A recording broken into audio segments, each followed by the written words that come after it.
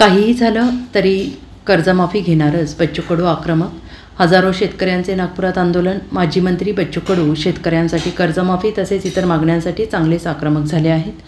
सध्या मोठे आंदोलन उभे केले आहे. त्यांचा मोर्चा सध्या नागपुरात पोहोचला आहे. कर्जमाफी करण्यासंदर्भात तात्काळ निर्णय घ्या, अन्यथा आम्ही मुख्यमंत्री देवेंद्र फडणवीस यांच्या रामगिरी बंगल्याकडे कूच करू, असा इशारा त्यांनी दिलेला आहे.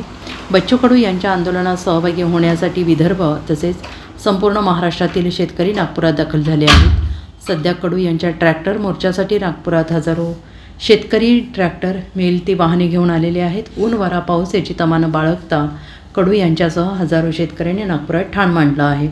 सध्या कडू नागपूर हैदराबाद महामार्गावर चक्काजाम आंदोलन करत आहेत आणि या आंदोलनामुळे नागपूर हैदराबाद महामार्गावर वाहनांची मोठी गर्दी झाली आहे. काही झालं तरी कर्जमाफी घेतल्याशिवाय मागे हटणार नाही, असा इशारा त्यांनी सरकारला दिला आहे. बच्चू कडू नागपुरात पोहोचल्यानंतर सभा घेणार होते, मात्र शेतकऱ्यांची गर्दी लक्षात घेता त्यांनी सभास्थळी न जाता नागपूर हैदराबाद महामार्गावरच सभा घेतली आणि या सभेत बोलताना ही लढाई सोपी नाही, प्रत्येकाला बलिदान द्यावं लागेल, प्रत्येकाला योगदान द्यावं लागेल तरच ही लढाई यशस्वी होईल, असं म्हणत या आंदोलनात जास्तीत जास्त शेतकऱ्यांनी सहभागी व्हावे असे आवाहन कडू यांनी केलेलं आहे.